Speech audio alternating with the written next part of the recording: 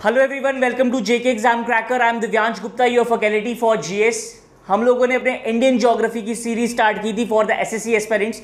हम लोगों ने काफ़ी ज़्यादा लेक्चर्स पढ़े थे, उसमें मैंने आपको एक इंडिया का ओवरव्यू दिया था। स्टार्टिंग के लेक्चर में ही मैंने आपको एक इंडिया का ओवरव्यू दिया था। उसके बाद मैंने आपको स्टेट्स एंड कैपिटल्स के बारे में बताया था, ठीक है। स्टेट्स एंड कैपिटल के बाद फिर फिजियोग्राफिक डिवीजन बताया। फिजियोग्राफिक में मैंने हर एक डिवीजन को, ठीक है, 6 की 6 डिवीजन जो थी आपकी, उसको बहुत ज़्यादा डिटेल में एक्सप्लेन किया है, ठीक है।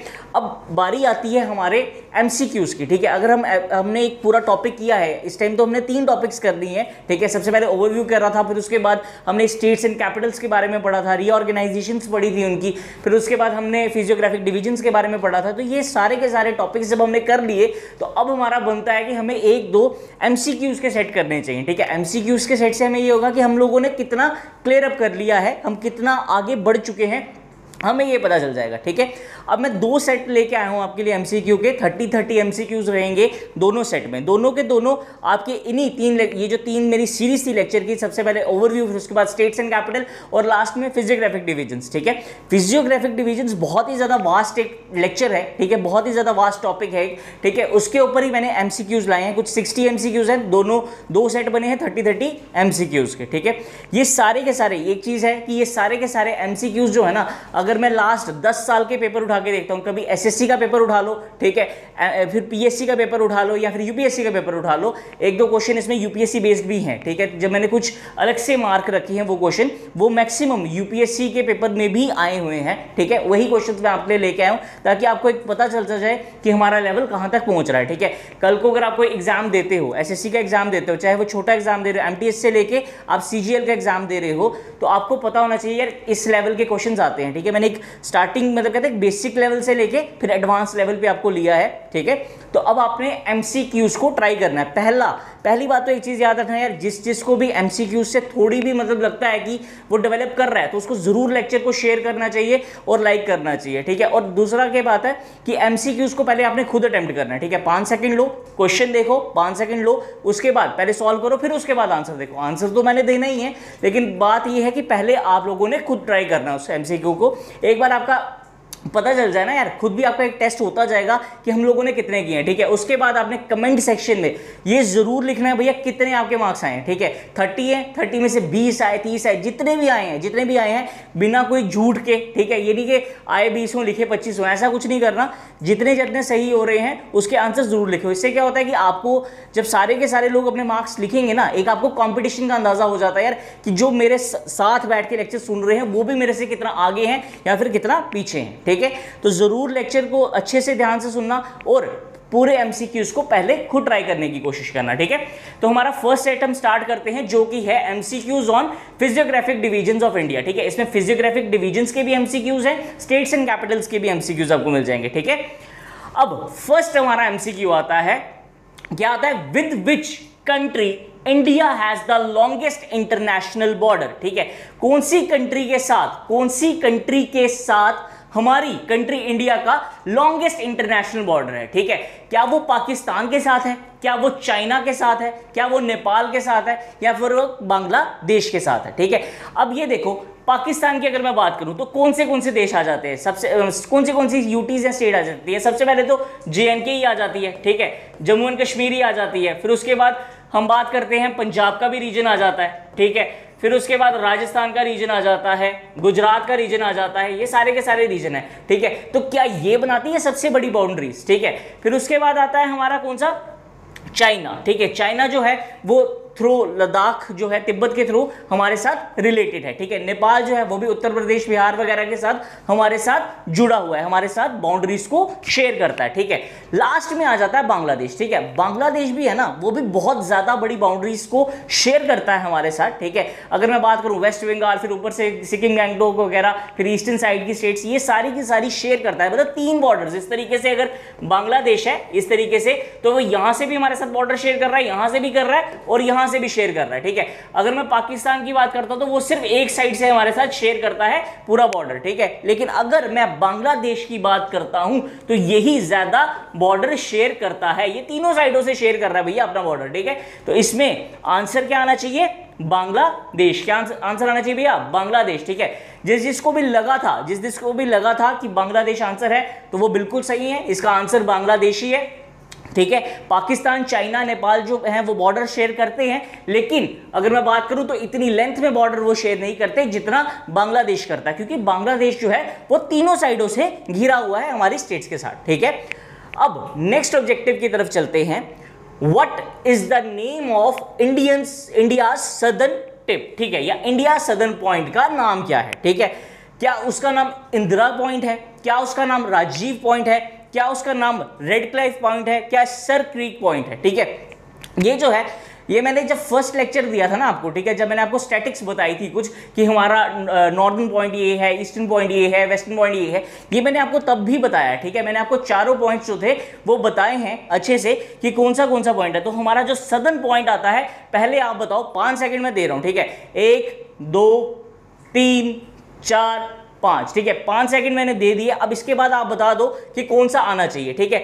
सबसे पहले तो इंदिरा पॉइंट जो है वही आता है हमारा इंडिया का सदर्न पॉइंट, ठीक है। इंडिया का जो सदर्न टिप जो है वो कौन सी आ जाती है? हमारी इंदिरा पॉइंट, ठीक है। अब राजीव पॉइंट तो कोई जगह ही नहीं है, राजीव पॉइंट तो कोई जगह ही नहीं है, ठीक है। इसमें हमने बांग्लादेश किया था ना, हाँ। राजीव पॉइंट जो कोई जगह ही नहीं है। रेड क्लिफ लाइन जो है वो हमारा बॉर्डर वगैरह था, ठीक है। सर क्रीक पॉइंट भी कोई नहीं है। बात आती है इंदिरा पॉइंट जो है वही हमारा क्या है? इंडियाज साउदर्न टिप, ठीक है। इंडिया का सबसे जो लास्ट पॉइंट आता है वो कौन सा आता है? इंदिरा पॉइंट, ठीक है। यहां तक क्लियर है? आई होप जिसने लेक्चर पढ़े हैं ना अच्छे से, उसको ये दोनों ऑब्जेक्टिव तो आराम से आगे होंगे, ठीक है। ओके, बढ़ते हैं आगे। स्क्रीनशॉट्स वगैरह ले लो। हाँ, चलो नेक्स्ट आते हैं, ठीक है। India accounts for the total world area, ठीक है। इंडिया जो है, इंडिया की जो कंट्री है उसमें कितना एरिया आता है वर्ल्ड का, ठीक है। वर्ल्ड का कितना एरिया जो है हमारा इंडियन सब कॉन्टिनेंट जो है वो कवर अप करता है? क्या वो 2.4% करता है? क्या वो 3.2% करता है? क्या वो 4.7% करता है? या क्या वो 4.2% करता है, ठीक है। 4 आंकड़े दे दिए मैंने आपको, 2.4, 3.2, 4.7, 4.2, ठीक है। ये 4 आंकड़े हैं। हमारा कितना एरिया जो है हम कवर करके बैठे हैं पूरे वर्ल्ड में, ठीक है। अब खुद सोचो कितना एरिया होगा, ठीक है। 6 फिजियोग्राफिक डिवीजन है, 6 फिजियोग्राफिक डिवीजन जो बहुत बड़ी हैं, ठीक है। सबसे पहले तो आ गया हिमालयाज आ गया, फिर उसके बाद नॉर्दर्न प्लेन्स आ गया, फिर डेजर्ट आ गया, कोस्टल प्लेन्स आ गया, प्लेट्यू का रीजन आ गया, आइलैंड्स आ गया। तो कितना एरिया हम लोग कवर करके बैठे हैं, खुद सोचो, ठीक है। ये ऑब्जेक्टिव जो है ये एसएससी के पेपर में आया हुआ है, ठीक है। और ये एक नहीं 2 या 3 बार क्वेश्चन पूछा गया है, ठीक है। ये 3 से 4 2-3 बार क्वेश्चन देखा हुआ मैंने कि वहां पे आया गया है, ठीक है। तो एरिया मैंने आपको बताया 6 फिजियोग्राफिक डिवीजन्स के हिसाब से, ठीक है। तो सोच लो कितना एरिया आना चाहिए, ये मैंने आपको बताया है। ये एक स्टैटिक है, ये पूरा एक बिल्कुल एग्जैक्ट पॉइंट है कि कितना इसमें नंबर आ सकता है, ठीक है। तो कितना है भैया? 2.4, 3.2, 4.7 या 4.2, ठीक है। तो आंसर आएगा इसका 2.4। जितने भी बच्चों को लगा है कि 2.4 आंसर है वो पहले ही खुश हो जाओ, ठीक है। एक बधाई दे दो अपने आप को कि 2.4 भैया हमारा आंसर जो है वो सही था, ठीक है। नेक्स्ट हम चलते हैं। India has the land boundary of about, land boundary कितनी आती है हमारी? लैंड बाउंड्री, ठीक है। ये सारे के सारे मैंने वेरी फर्स्ट लेक्चर में ही मैंने आपको याद करवाने की कोशिश की थी। मैंने बोला था कि इसको साथ साथ बिल्कुल याद करते जाना, क्योंकि ये ऐसा टॉपिक है, ये जो ओवरव्यू था ना, ये कोई मतलब एक मैंने ऐसे ही नहीं पढ़ाया था आपको, इसलिए पढ़ाया था कि जो स्टैटिक्स है हमारे कंट्री के वो आपको याद होते जाए। कितना लैटिट्यूड है, कितना लॉन्गिट्यूड है, कौन से एरिया से हमारा ट्रॉपिक ऑफ कैंसर पास करता है, क्या एरिया आता है, कितना % एरिया है, कितना किलोमीटर का एरिया आता है, वो सारी की सारी चीजें जो हैं आपको बताई गई हैं, ठीक है। और आपको बताने का मतलब यही था उसमें कि आपको बिल्कुल ये याद होती जाए, ठीक है। अब मैंने क्वेश्चन आया हमारा क्या? India has a land boundary of about कितना किलोमीटर? 15,200, ठीक है, 15,822, 14,280 या 23,320 किलोमीटर, ठीक है। ये 4 है, 15,200, 15,822, 14,280, 320, ठीक है। तो पहले लेक्चर में ही मैंने आपको बताया था कि जो हमारा लैंड बाउंड्री आती है वो कितना आता है, 15,200 किलोमीटर, ठीक है। कितना आता है भैया, 15,200 किलोमीटर, ठीक है। यहां से करवा रहा हूं यार, ओके, ठीक है भाई, 15,200 किलोमीटर, ठीक है। जिसको भी आंसर सही लगा था वो सही चल रहे हैं इस टाइम पे, लेक्चर्स अच्छे से पढ़ रहे हैं वो लोग, ठीक है। हाँ, नेक्स्ट देखते हैं, हमारी जो कोस्टल लाइन है, ठीक है, कोस्ट लाइन है, उसका एरिया कितना आता है, ठीक है। क्या वो 8825 किलोमीटर है, 7517 किलोमीटर है, 3369 किलोमीटर है, या फिर 8523 किलोमीटर है, ठीक है, ठीक है। 88, 25, 75, 17, 33, 69, 85, 23, ये चार देख लो, इनमें से कितने किलोमीटर, कितनी लेंथ आती है हमारी इंडियन कोस्ट लाइन की। अगर मैं अपनी इंडियन कोस्ट लाइन की बात करूं ना यार, तो बहुत बहुत अच्छा कोस्टल एरिया है हमारे पास, ठीक है। हमें जरूरत नहीं है कि हम लोग मतलब एक कंजेस्टेड कोस्टल एरिया में रहें, ऐसा कुछ नहीं है। हमारा कोस्टल एरिया बहुत अच्छा है, जिसकी वजह से हमारे ट्रेड्स जो है वो बहुत अच्छे से फ्लरिश हो सकते हैं, ठीक है। हो सकते क्या है, हमारे ट्रेड्स जो है बहुत ज्यादा अच्छे चल रहे हैं, ठीक है। तो ये इंडियन कोस्ट लाइन जो है उसकी लेंथ कितनी आती है, ठीक है, उसकी लेंथ आती है हमारी 7517 किलोमीटर्स। कितनी आती है भैया, 7517 किलोमीटर्स, ठीक है। अब ये जो 7, ये भी मैंने आपको फर्स्ट लेक्चर में ही बताया था, ये सारा का सारा मैंने एक एक पॉइंट ना जो स्टैटिक जीके का था ये दिया था आपको, ठीक है। और ये सारे क्वेश्चन जो 60 क्वेश्चन लाया हूं मैं, ये सारे के सारे आप एक एक क्वेश्चन देख लेना यार, ये कम से कम भी 10 से 12 साल के पेपर्स आप उठा के देखो, एसएससी के, एमपीसी के, फिर पीएससी के, यूपीएससी के, उसमें सब में क्वेश्चन जो हैं ये पूछे गए हैं, ठीक है। नेक्स्ट देखते हैं, the nation separated, the Nations, दो नेशन आएंगे इसमें, नेशंस है, ठीक है, Nations separated by McMahon line, ठीक है। मैकमोहन लाइन जो है उससे कौन से नेशंस जो हैं वो सेपरेटेड हैं, क्या India China, India Pakistan, India Bhutan, या इंडिया नेपाल, ठीक है। मैकमोहन लाइन जो है वो कौन से नेशंस को डिवाइड करती है, ठीक है। तो जो हमारा इंडिया पाकिस्तान का है इसको हम एलओसी के नाम से जानते हैं, ठीक है। इंडिया चाइना जो है उसको एलएसी के नाम से जानते हैं। लेकिन जो मैकमोहन लाइन है वो कौन सी कंट्री को डिवाइड करता है, कौन सी दो कंट्रीज को डिवाइड करता है, ये तो पता है कि इसमें एक तो इंडिया है, ठीक है। अब वो चाइना के साथ है, पाकिस्तान के साथ है, या भूटान के साथ है, या नेपाल के साथ है, ठीक है। पाकिस्तान, देखो भूटान और नेपाल के बॉर्डर्स हमारे इतने ज़्यादा फेमस है नहीं है, भूटान के बॉर्डर और नेपाल के बॉर्डर हमारे इतने फेमस है नहीं है। हमारे दो बॉर्डर बहुत ज़्यादा फेमस है, ठीक है। हम 50-50 करके देख लेते हैं, इंडिया चाइना या इंडिया पाकिस्तान, ठीक है। 50-50 पे खेलेंगे आज, ठीक है। अब इंडिया चाइना की मैं बात करता हूँ, अगर इंडिया चाइना जो है, या पहले इंडिया पाकिस्तान की देखते हैं, तो वो तो है रेड क्लाइफ लाइन, ठीक है, रेड क्लाइफ लाइन के नाम से वो जानी जाती है। लेकिन क्या हमारी ये जो है मैकमोहन लाइन है, क्या ये इंडिया और चाइना को डिवाइड करती है? तो हाँ बिल्कुल, इंडिया और चाइना को डिवाइड करने वाली लाइन कौन सी आती है? हमारी मैकमोहन लाइन। तो इसका आंसर है कि जो मैकमोहन लाइन है वो कौन से नेशंस को डिवाइड करती है। मैकमोहन लाइन जो है वो कौन से नेशंस को डिवाइड करती है? तो वो करती है इंडिया एंड चाइना को। किसको करती है? इंडिया और चाइना को। ठीक है भैया, आगे बढ़े, स्क्रीनशॉट्स लेने ले लो यार। ओके, नेक्स्ट देखते हैं, which is the largest fresh water lake in India. ठीक है, कौन सी है सबसे बड़ी फ्रेश वाटर लेक इंडिया की? ठीक है, क्या वो मनसबल लेक है, क्या वो वुलर लेक है, क्या वो चिलिका लेक है, क्या वो पेंगोंग लेक है? ठीक है, अगर मैं बात करूं, ठीक है, Manasbal lake, Wular lake, Chilika lake और पेंगोंग लेक की, ठीक है, लार्जेस्ट की बात करनी है, largest fresh water lake in India. ठीक है, largest fresh water lake in India. तो इसमें क्या आना चाहिए भैया?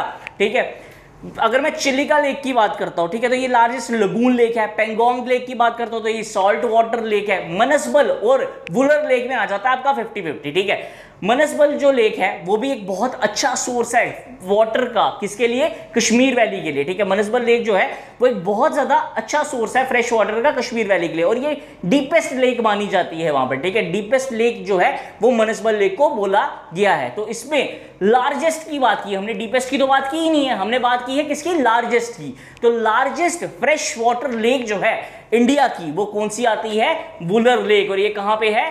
कश्मीर में। कहां पे भैया? कश्मीर में। ठीक है, लार्जेस्ट लेक है। अगर हम मनसबल की बात करें तो वो डीपेस्ट आती है, चिलिका की बात करें तो ये एक लगून लेक है, और पैंगोंग की बात करें तो ये एक सॉल्ट लेक है, ठीक है, सॉल्ट वाटर लेक आती है, ठीक है। तो इसका आंसर आएगा हमारा वुलर लेक, ठीक है। नेक्स्ट बढ़ते हैं, the Indian standard time is head of Greenwich mean time by, ठीक है, जो इंडियन स्टैंडर्ड टाइम है, इंडियन स्टैंडर्ड टाइम सबसे बड़ी बात, तो गुजरता कहां से है, हम कहां से देखते हैं अपना इंडियन स्टैंडर्ड टाइम, ठीक है। तो हम देखते हैं इंडियन स्टैंडर्ड टाइम, पहले आप बताओ भैया कहां से, 1 2 3 4 5, ठीक है, 5 सेकंड दे रहा हूं, 1 2 3 4 5 सेकंड दिए, बताओ कहां से पहले पास होती है।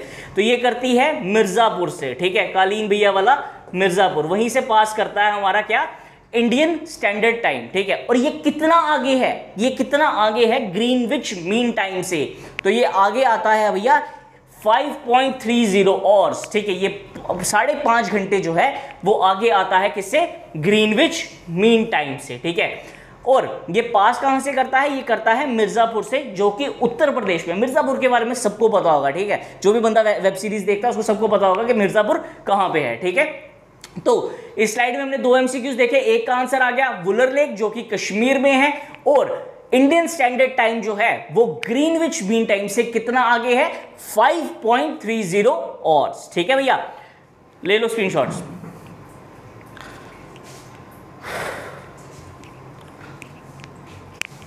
ओके, नेक्स्ट आता है हमारा अंडमान एंड निकोबार। अंडमान और निकोबार जो आइलैंड है वो किस चैनल से सेपरेटेड है, ठीक है, ये मैंने आपको खुद बताया है। ये लास्ट लेक्चर जब मैं आइलैंड्स वाला लेक्चर पढ़ा रहा था आपको, तो उसमें मैंने बताया है कि ये जो आइलैंड ग्रुप्स हैं, ठीक है, चाहे मैं लक्षद्वीप की क्यों ना बात कर लूं, ठीक है, अंडमान और निकोबार की तो हम कर ही रहे हैं यहाँ पे, चाहे हम लक्षद्वीप की भी बात करें, तो ये दोनों के दोनों आइलैंड ग्रुप्स जो हैं ये किस चैनल से डिवाइडेड हैं, ठीक है। मिनिकॉय की बात करता हूं मैं किसके साथ, लक्षद्वीप के साथ, या फिर अंडमान और निकोबार की बात करते हैं तो ये किससे डिवाइडेड है, किस चैनल से डिवाइडेड है। क्या उस चैनल का नाम 5 डिग्री चैनल है, क्या 10 डिग्री है, क्या 7 डिग्री है, या क्या 15 डिग्री चैनल का नाम है, ठीक है। ये मैंने लास्ट लेक्चर में ही बताया, और ये मैंने बहुत ज्यादा एक इंपॉर्टेंट मार्क किया था कि कौन सी डिग्री से ये डिवाइडेड, मतलब एक सेपरेटेड है, ठीक है, अलग हुए हैं, कौन सी डिग्री से, क्या 5 से, क्या 10 से, क्या 7 से, या क्या 15 से, ठीक है। तो इसका आंसर है भैया 10 डिग्री चैनल। जो 10 डिग्री चैनल है ना वही सेपरेट करती है हमारे आइलैंड ग्रुप्स को, ठीक है, अंडमान को निकोबार से, ठीक है, मिनिकॉय को लक्षद्वीप से, ठीक है। मिनिकॉय लक्षद्वीप जो आइलैंड है इनको भी 10 डिग्री आइलैंड, ये जो चैनल है ये आपस में सेपरेट जरूर करती है, ठीक है भैया। नेक्स्ट देखते हैं, Which state has the largest coastline in India, ठीक है, लार्जेस्ट कोस्ट लाइन की बात करनी है, ठीक है। समुद्र तट, जो समुद्र तट है वो किस स्टेट का सबसे ज्यादा है, ठीक है, महाराष्ट्र का, वेस्ट बंगाल का, ठीक है, गुजरात का, या फिर तमिलनाडु का, ठीक है। महाराष्ट्र का, वेस्ट बंगाल का, गुजरात का, या तमिलनाडु का, ठीक है। तो ये भी आपको बताया गया है, ठीक है। और इसका आंसर आएगा गुजरात। जो गुजरात है वही उसी का सबसे बड़ा कोस्ट लाइन है हमारे कंट्री में, ठीक है। महाराष्ट्र का कोस्टल एरिया भी काफी अच्छा है, ठीक है, लेकिन इतना बड़ा कोस्टल एरिया नहीं है जितना कि गुजरात का है। तो गुजरात का जो समुद्री तट है, गुजरात का जो समुद्री तट है वो सबसे बड़ा है हिंदुस्तान में, ठीक है, बाकी स्टेट्स के कंपैरेटिवली, ओके। हाँ, यहां तक हो गया आपके 10 MCQs, ठीक है। 10 में से आप देखो कितने कितने किसी के सही हैं और कितने गलत हैं, ठीक है। आगे बढ़े, चलो बड़ी लेते हैं। India's neighbouring country with minimum area, सबसे ज्यादा छोटा एरिया किसका आता है भैया, ठीक है, सबसे ज्यादा छोटा एरिया जो है वो किसका आता है, भूटान का, नेपाल का, श्रीलंका का, या फिर म्यांमार का, ठीक है। श्रीलंका की बात करूं या फिर नेपाल, देखो यार मैं इसमें भी 50-50 खेलेंगे, ठीक है। सबसे पहली बात, ये हम सबको पता है कि म्यांमार का एरिया काफी बड़ा है, ठीक है। उसके बाद आ जाता है हमारा कौन सा, नेपाल का। नेपाल का भी हमें पता है कि एरिया है, ठीक है यार, हमारी पूरी उत्तर प्रदेश स्टेट और बिहार स्टेट के बॉर्डर्स पे सटा हुआ है ये पूरा नेपाल, ठीक है। तो एरिया है उसका, ठीक है। नेपाल का भी हमें पता है और म्यांमार का भी पता है। म्यांमार जो है वो ईस्टर्न साइड पे पड़ता है और काफी अच्छी, मतलब काफी एक लेवल वाली कंट्री है, बड़ी कंट्री है, ठीक है। तो 50-50 हम खेल रहे थे, 50-50 में आया हमारे पास कौन सी स्टेट्स, कंट्रीज, एक आ गई भूटान, एक आ गई श्रीलंका, ठीक है। एरिया वाइज बात करनी है। नेपाल तो मैंने बता दिया सीधा सीधा आपको कि काफी बड़ा है, ठीक है। म्यांमार का भी मैंने आपको बता दिया कि काफी बड़ा है, ठीक है। तो बचा क्या भैया, श्रीलंका बड़ा है या फिर भूटान बड़ा है? तो इसका आंसर आएगा श्रीलंका या भूटान, श्रीलंका या भूटान। तो इसका आंसर है भूटान, ठीक है। जो भूटान है वो छोटी कंट्री है बाकी कंट्रीज, हमारी नेबरिंग कंट्रीज के कंपैरेटिवली, ठीक है। नेक्स्ट आता है the highest peak of peninsular India is, ठीक है। हमारे पेनिनसुलर इंडिया की हाईएस्ट पीक कौन सी है? पीक की बात कर रहे हैं, ठीक है। क्या वो नीलगिरीज है, क्या वो अनामुदी है, क्या वो नॉर्दर्न सर्कल है, क्या वो गुलकंडा है, ठीक है। अगर मैं बात करता हूं, ठीक है, सबसे पहले हम बात करते हैं नीलगिरीज की। नीलगिरीज तो एक ऐसी जगह है ना जहां पे वेस्टर्न घाट्स और ईस्टर्न घाट्स आपस में मिल रहे हैं, ठीक है। नॉर्दर्न सर्कल जो है वो नॉर्दर्न पोर्शन आता है किसका? ईस्टर्न घाट्स का, ठीक है। गोलकंडा की अगर मैं बात करता हूं तो गोलकंडा जो है वो सेंट्रल पोर्शन आ जाता है, ठीक है। और फिर बचा क्या? जो पीक की बात करी तो वो कौन सी आती है? हमारी अनायमुदी। ये जो अनायमुदी है ना, ये केरला में आती है। कहां पे आती है भैया? केरला में, ठीक है। ये जो केरला की स्टेट है उसमें आ जाती है हमारी अनायमुदी। और ये पेनिनसुलर इंडिया, मतलब इस तरीके का जो इंडिया है उसकी सबसे बड़ी पीक जो है वो अनायमुदी ही आती है, ठीक है। ये याद रखना, ये इंपॉर्टेंट क्वेश्चन है। ये जितने भी मैं क्वेश्चन लाया हूं ये बहुत ज्यादा इंपॉर्टेंट है। एग्जाम में हर एक के क्वेश्चन, यार 60 का 60 क्वेश्चन देख लो, ये एग्जाम में आया हुआ है, वहीं से लाया हूं मैं, ठीक है, ताकि आपका एक बिल्कुल टेस्ट बनता रहे, ठीक है। अब हाईएस्ट पीक का मैंने बताया केरला में आती है आपकी अनायमुदी, ठीक है। बाकी ये जो दोनों पार्ट्स हैं ये तो हमारे किसके आ जाते हैं? ईस्टर्न घाट्स के। नीलगिरीज ऐसी जगह है जहां पे ईस्टर्न घाट्स और वेस्टर्न घाट्स आपस में मिलते हैं, ठीक है। तो आंसर है इसका अनायमुदी। ओके, हाँ, अब ये बताओ जरा, the highest peak in India, ठीक है। हाईएस्ट पीक जो है इंडिया की कौन सी आती है? Mount Everest, Annapurna, Godwin Austen या फिर नीलगिरीज, ठीक है। माउंट एवरेस्ट की बात करूं तो माउंट एवरेस्ट जो है वो ऐसे भी वर्ल्ड की सबसे बड़ी पीक मानी जाती है, ठीक है। वो वर्ल्ड की हाईएस्ट पीक मानी जाती है माउंट एवरेस्ट, ठीक है। अन्नपूर्णा की बात करता हूं तो ये भी बहुत ही ज्यादा एक प्रोमिनेंट पीक आती है, कहां पे? हमारी कंट्री में, ठीक है। हिमालय की एक बहुत ज्यादा प्रोमिनेंट पीक है, ठीक है। गॉडविन ऑस्टिन ये तो अंग्रेजी नाम है, ये है भी है ही नहीं है, ठीक है। फिर उसके बाद आ गया हमारा नीलगिरीज। नीलगिरीज का तो मैंने आपको बताया कि ये कहां पे आ जाती है भैया? ये आ जाती है हमारे कहां पे? वेस्टर्न घाट्स और ईस्टर्न घाट्स को आपस में मिलाती है, ठीक है। तो ये तो नहीं हो सकती। अन्नपूर्णा जो है वो भी एक बहुत ज्यादा लॉफ्टी पीक है, ठीक है। माउंट एवरेस्ट की बात करूं तो ये तो सीधा नेपाल में है, ठीक है। ये तो नेपाल में है, ठीक है। ये पेनिनसुलर प्लेट्यू में आ जाता है, पेनिनसुलर प्लेट्यू में आ जाता है। तो इन दोनों में 50-50 आया हमारा, ठीक है। एक आया अन्नपूर्णा के बीच में, एक आया हमारा गॉडविन ऑस्टिन के बीच में, ठीक है। गॉडविन ऑस्टिन जो है उसका, अब मैं आपको एक हिंट और दे देता हूं, ठीक है।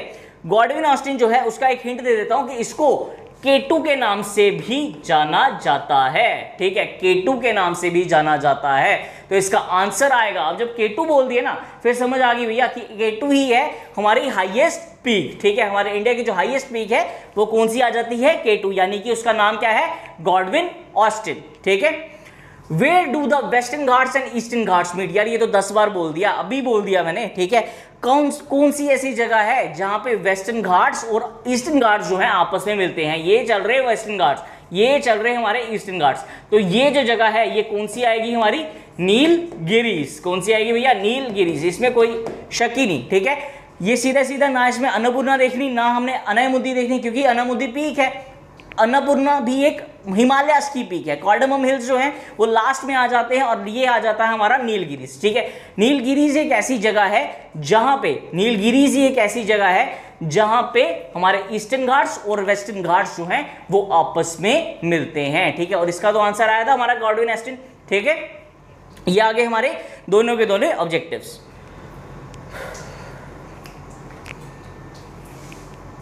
ओके, जिसको भी भाई लेक्चर अच्छा लग रहा है वेट नहीं करना कि हम बाद में शेयर या वो करेंगे, लाइक करेंगे, उसी टाइम कर दो यार। अगर अच्छा लग रहा है लाइक करते चलो, ठीक है। Which Himalayan peak is also known as Sagarmatha, ठीक है, कौन सी हिमालयन पीक को सागरमथा भी कहा जाता है, ठीक है, कौन सी हिमालयन पीक जो है उसको सागरमथा कहा जाता है, क्या माउंट एवरेस्ट को कहा जाता है, क्या केटू को कहा जाता है, क्या अन्नपूर्णा को कहा जाता है, या फिर क्या अरावली को कहा जाता है, ठीक है। अरावली की बात करूं तो ये तो हिमालयास का पार्ट ही नहीं है, तो ये सीधा सीधा ही बाहर निकाल दिया इसको, भैया इसको नहीं हम इंक्लूड कर रहे, ठीक है। अब बात आती है कि सागरमथा कहा किसको जाता है, ठीक है। जो सागरमथा है क्या केटू को कहा जाता है, क्या अन्नपूर्णा को कहा जाता है, क्या माउंट एवरेस्ट को कहा जाता है, तो इसका आंसर आएगा माउंट एवरेस्ट, ठीक है। सागरमथा जो है वो माउंट एवरेस्ट को कहा जाता है, ठीक है। अब हम बात करते हैं नेक्स्ट ऑब्जेक्टिव की, तो आता है Majuli. Majuli the world's largest riverine island is located in which state, ठीक है। जो लार्जेस्ट रिवराइन आइलैंड है वो है कहां पे, कौन सी स्टेट में है, ठीक है। तो मैंने कल के लेक्चर में ही बताया है, कल ही अभी मैंने बताया है कि मजौली जो है वो किस स्टेट में आता है, क्या वो असम में है, क्या वो बिहार में है, क्या वो यूपी में है, क्या वो पंजाब में है, ठीक है। सबसे पहली बात तो ये सारे के सारे किसके हिस्सा माना जाता है, नॉर्दर्न प्लेन्स का, ठीक है, किसका हिस्सा माना जाता है, नॉर्दर्न प्लेन्स, ठीक है। और ये जो रिवराइन आइलैंड है ये रिवर्स के बीच में एक जगह, मतलब एक पीस ऑफ लैंड की तरह बना होता है, ठीक है। तो ये किस स्टेट में आता है, तो इसका आंसर है भैया, चलो एक हिंट देता हूं, ठीक है। ये एक ऐसी स्टेट है जहां पे ब्रह्मपुत्रा जो है वो एक बहुत ही ज्यादा इंपॉर्टेंट रोल प्ले करती है, ठीक है। ऐसी स्टेट है जहां पे ब्रह्मपुत्रा जो है वो एक बहुत ज्यादा इंपॉर्टेंट रोल प्ले करती है, ठीक है। तो अब इतनी जबरदस्त हिंट है यार, अब तो समझो कहां पे आएगा हमारा, असम में, ठीक है, असम में, क्योंकि बिहार में तो ब्रह्मपुत्रा का काम ही कोई नहीं है, उत्तर प्रदेश में भी नहीं है, पंजाब में भी नहीं है, ठीक है। इन दोनों जगह पे गंगा का काम आता है, इस जगह पे इंदस का काम आ जाता है, तो इसका आंसर आएगा कौन सा, असम, ठीक है, असम आएगा इसका आंसर।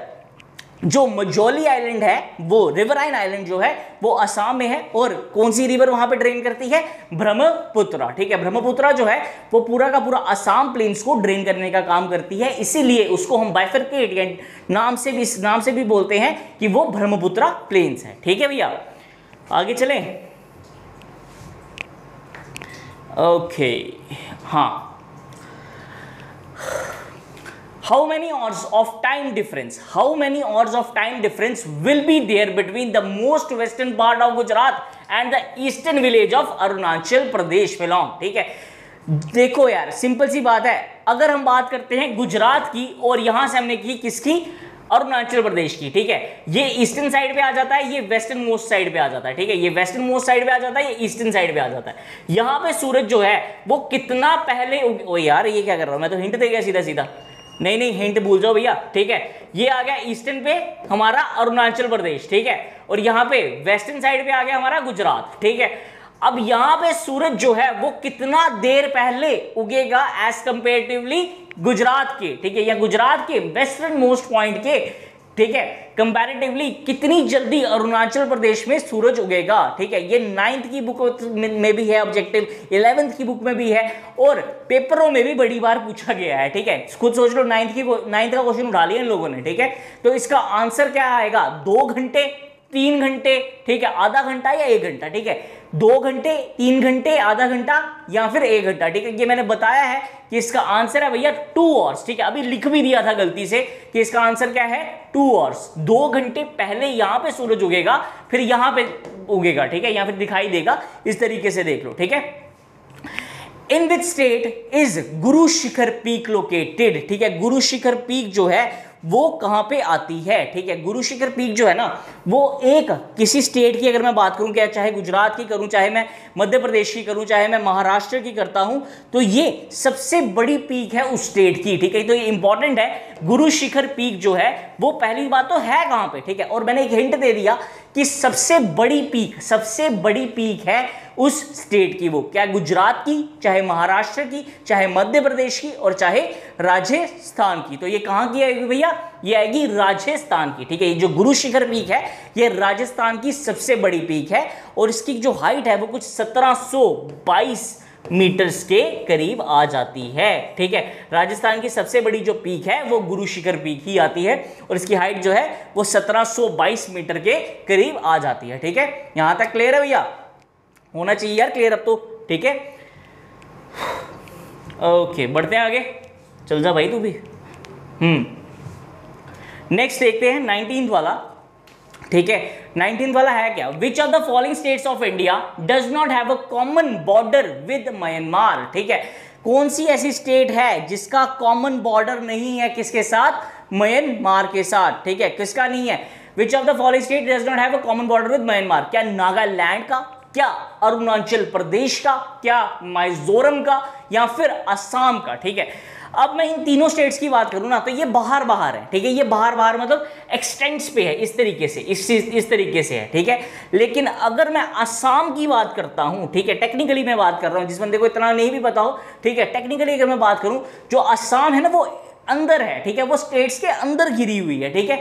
तो इसका आंसर क्या आता है, असम, क्योंकि ये जो स्टेट है वो म्यांमार के साथ कोई बॉर्डर शेयर करती ही नहीं है यार, अंदर है, स्टेट्स के अंदर है। अब अगर मैं बात करूं कि मध्य प्रदेश है, वो कौन सी किसी कंट्री के साथ बॉर्डर्स को शेयर करेगी, तो ये तो मेरी बेवकूफी है ना, वो करेगी नहीं, सिंपल सी बात है, ठीक है, क्योंकि वो स्टेट्स के अंदर घिरी हुई है, ठीक है। तो असम भी इसी तरीके से म्यांमार के साथ जो है बॉर्डर शेयर नहीं करता, okay. Which one of the following statement is not correct regarding Himalayas, ठीक है। हिमालयास के साथ, हिमालयास के बारे में, ठीक है, कौन सा ऐसी स्टेटमेंट जो है वो सही नहीं है, ठीक है। अब ये टास्क है आपके लिए, ठीक है, ये जो हिमालयास वाला क्वेश्चन है ना, ये टास्क है आपके लिए, ये आपने करना है और इसका मुझे आंसर देना है, ठीक है। A B C D जो भी है इसका आपने आंसर मुझे खुद देना है। इससे क्या होता है कि एक आपको भी टास्क होना चाहिए भैया घर के लिए, सारे काम सारी मेहनत मैंने थोड़ी करनी है, आप भी करो कुछ, ठीक है। तो आंसर इसको देखना और अच्छे से इसको पहले सोच के फिर आंसर देने की कोशिश करना। मैं क्वेश्चन बताता हूं, कौन सी स्टेटमेंट जो है वो हिमालयास के लिए इनकरेक्ट है, ठीक है। हिमालयास रोज अप फ्रॉम टिथ सी, ठीक है। हिमालयास जो है टिथ सी से ओरिजिनेट हुए हैं। मैंने कुछ नहीं बताना, मैंने कोई 50-50 भी नहीं खेलना इस पे और मैंने कोई हिंट भी नहीं देना इसका, ठीक है। Himalayas contain the 3 mountain ranges, Shivaliks, great Himalayas and Kunlun range, ठीक है। 3 रेंजेस आ गई, ठीक है। The originate to place in the tertiary area, ठीक है, टर्शरी एरा जो था उसमें ये ओरिजिनेट हुआ है। Himalayas have nappe and recommended folds, ठीक है। वर्ड्स मैंने बड़े बड़े डाले हैं इसमें, बहुत बड़े बड़े वर्ड्स डाले हैं, तो उससे कंफ्यूज नहीं होना। आंसर जो है ना वो बिल्कुल आंखों के सामने है। इतनी बड़ी हिंट दे गया कि आंसर जो है बिल्कुल आपके आंखों के सामने है। अगर थोड़ा सा कहते हैं ना 1% भी दिमाग लगा दोगे ना तो पता चल जाएगा इसका आंसर आना क्या चाहिए, ठीक है। तो ये टास्क है। 20th क्वेश्चन जो मैं पहले ही बता रहा हूं, 20 वाला क्वेश्चन जो है वो आपके लिए टास्क है। उसका आंसर जो है आपने मुझे कमेंट बॉक्स में जरूर कमेंट करना है, ठीक है। जो भी आपको सही लगता है, सही करोगे गलत करोगे जो भी है, बट मैं इसका आंसर जो है वो नेक्स्ट लेक्चर में ही बताऊंगा, ठीक है भैया, ओके। ओके चलो बढ़ते हैं आगे।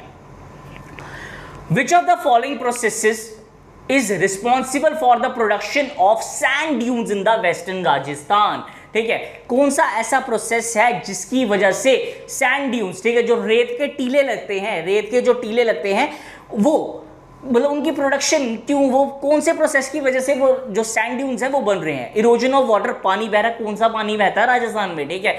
विंड डिपोजिशन, क्या मिट्टी उस क्या जो हवा है उस रेत को एक जगह से दूसरी जगह लेके जा रही है। मैकेनिकल वेदरिंग, ठीक है, वेदरिंग भी हो सकती है, ठीक है। फिर विंड इरोजन, किसकी बात कर सकते हैं हम लोग, ठीक है। विंड इरोजन भी बोल सकते हैं, ठीक है, विंड डिपोजिशन भी बोल सकते हैं, इरोजन ऑफ वाटर भी बोल सकते हैं, या फिर मैकेनिकल वेदरिंग भी बोल सकते हैं, ठीक है। तो मेरा आज मन कर रहा है इस पे भी 50-50 खेला जाए यार, यही कर गया, ओके ठीक है। अब मेरा मन कर रहा है इसमें भी 50-50 खेला जाए, ठीक है। तो मेरे हिसाब से इसके 2 ऑप्शन जो है ना वो बहुत ज्यादा करेक्ट बनते हैं। एक आ गया विंड डिपोजिशन, एक आ गया विंड इरोजन, ठीक है। मैंने किसकी बात की है, process of producing the sand dunes. Producing का मतलब आ गया क्या, बनाना, ठीक है। इरोजन होगा, अगर इरोजन होगा तो वो तो लेके जाएगा ना, ठीक है, वो तो तोड़ेगा, वो बनाएगा थोड़ी। तो डिपोजिशन जो होगा वो इकट्ठा करेगा, ठीक है, डिपोजिशन में इकट्ठा होता जाएगा। तो इसका आंसर आएगा विंड डिपोजिशन। क्या आंसर आएगा भैया, विंड डिपोजिशन, ठीक है। वही ये जो विंड डिपोजिशन का प्रोसेस है, विंड डिपोजिशन का जो प्रोसेस है यही क्या करता है, राजस्थान में सैंड ड्यून्स जो है उसको बनाता है, ठीक है भैया। अब बात करते हैं नलामला हिल्स। जो नलामला हिल्स जो है वो कहां पे लोकेटेड हैं, ठीक है। ये कहां पे लोकेटेड हैं, ये हमारे क्या मेघालय में है, क्या गुजरात में है, क्या उड़ीसा में है, क्या फिर आंध्र प्रदेश में है। ठीक है, जो नलमला हिल्स जो हैं वो मैं बता देता हूं सीधा सीधा कि ये हैं हमारे आंध्र प्रदेश में, और ये बिल्कुल पैरेलल चलते हैं कोरोमंडल कोस्ट के। कोरोमंडल कोस्ट जो है ना उसके बिल्कुल पैरेलल चलते हैं। ठीक है, और ये ईस्टर्न घाट्स, अब कोरोमंडल कोस्ट तो ऑब्वियसली ईस्टर्न घाट्स में ही है, तो ईस्टर्न घाट्स में है ये आपका आंध्र प्रदेश का कौन सा, नलमला हिल्स। ठीक है, ईस्टर्न घाट्स में। ठीक है, और ये बहुत मतलब ये पैरेलल चलते हैं किसके, कोरोमंडल कोस्ट के। ठीक है, तो आंसर आएगा इसका आंध्र प्रदेश, और पहले वाले का आ गया आपका विंड डिपोजिशन। ओके, अब बात करते हैं the famous lagoon lake of India. ठीक है, ये जो लगून लेक है ये है कहां पे। ठीक है, ये जो लगून लेक जो है ये है कहां पे, sorry, the famous lagoon lake of India कौन सी है ये, चिलिका, पुलुकत, मानसरोवर या डल लेक। ठीक है, चिलिका है, पुलिकत है या फिर मानसरोवर है, या फिर आ जाती है हमारी डल लेक। ठीक है, डल लेक तो सीधा सीधा भैया कश्मीर में है। ठीक है, अब मानसरोवर लेक जो है वो तिब्बत में है। ठीक है, पुलिकत लेक कहीं ओवर है। ठीक है, अब वो मैं बताने नहीं वाला कहां पे है, इसमें 50-50 है हमारा, चिलिका और उसके बाद आ जाता है हमारा पुलिकत लेक। ठीक है, अब देखना है आपने कि किस में आएगा। लार्जेस्ट फेमस लगून लेक की मैं बात करता हूं। ठीक है, फेमस लगून लेक की अगर मैं बात करता हूं तो ये कहां पे आती है, तो जो चिलिका लेक है ये आ जाती है हमारे ओडिशा में।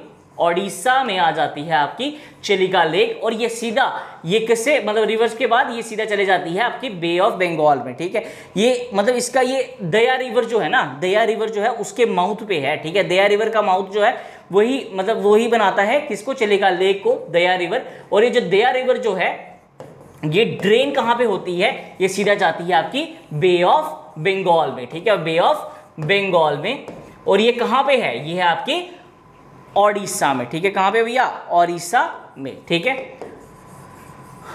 दया रिवर जो है इसका आंसर जो है वो चिलिका लेक है। फेमस लगून लेक जो है हमारे इंडिया की वो चिलिका लेक है, ये दया रिवर के ऊपर है, ओडिशा में बे ऑफ बंगाल में ये ड्रेन हो जाती है। ठीक है, name the coast of Tamil Nadu and Andhra Pradesh. जो तमिलनाडु है, ठीक है, तमिलनाडु जो है और आंध्र प्रदेश जो है उसपे वो कौन सी कोस्ट के ऊपर है। ठीक है, क्या वो मालाबार कोस्ट पे है, तमिलनाडु की बात कर रहे हैं और आंध्र प्रदेश की बात कर रहे हैं, तो मालाबार कोस्ट कैसे आ गई, मालाबार कोस्ट तो केरला के लिए है। ठीक है, मालाबार कोस्ट जो है वो केरला के लिए है।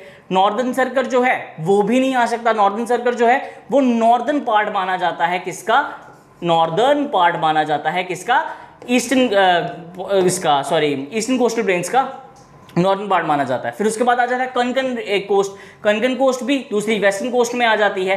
ठीक है, और फिर लास्ट में आंसर बच जाता है इसका कोरोमंडल कोस्ट। ठीक है, तो इसका आंसर आएगा भैया, क्लियर करके दे देता हूं एक।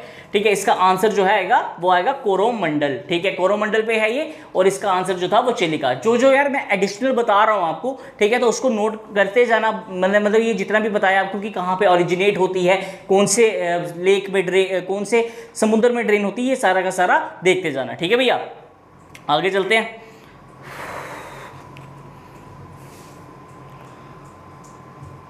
ओके, ठीक है, हाँ, which state of India has border with 3 countries namely Nepal, Bhutan and China. ठीक है, कौन सी ऐसी स्टेट है जिसके साथ बॉर्डर है किसके, नेपाल के, भूटान के और चाइना के। ठीक है, नेपाल के, भूटान के और चाइना के। ठीक है, क्या वो मेघालय है, क्या वो वेस्ट बंगाल है, क्या वो सिक्किम है, क्या वो अरुणाचल प्रदेश है। ठीक है, अगर मैं इनकी बात करता हूं, ठीक है, तो अगर मैं अरुणाचल प्रदेश की बात करता हूं तो ये किसके साथ, वो ईस्टर्न साइड पे आ जाएगा बिल्कुल। ठीक है, चाइना के साथ बॉर्डर बना भी लेगा। ठीक है, लेकिन क्या नेपाल के साथ बनाएगा, नहीं बनाएगा। ठीक है, फिर उसके बाद वेस्ट बंगाल है, ये बांग्लादेश के साथ बना लेता है। ठीक है, बाकी अगर मैं बात करता हूं मेघालय की बात करता हूं तो ये भी ईस्टर्न साइड पे है, इन तीनों कंट्रीज के साथ जो है वो बॉर्डर नहीं बनाता, तो इसका आंसर आएगा सिक्किम। देखिए, क्योंकि ये नेपाल के साथ भी बॉर्डर बना रहा है, वेस्टर्न साइड पे ऊपर वाली साइड से चाइना के साथ, और ईस्टर्न साइड से बना लेता है ये भूटान के साथ। ठीक है, उसके बाद आता है हमारा next, which hill station name the place of Thunderbolt. ठीक है, इसको थंडरबोल्ट भी कहा जाता है।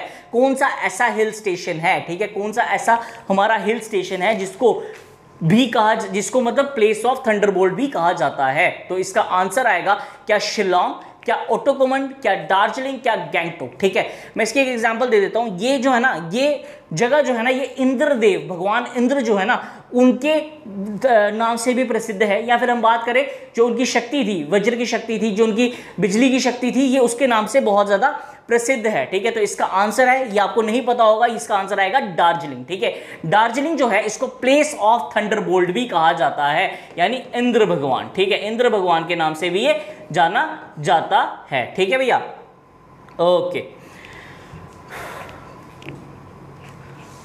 चलो आगे बढ़ते हैं।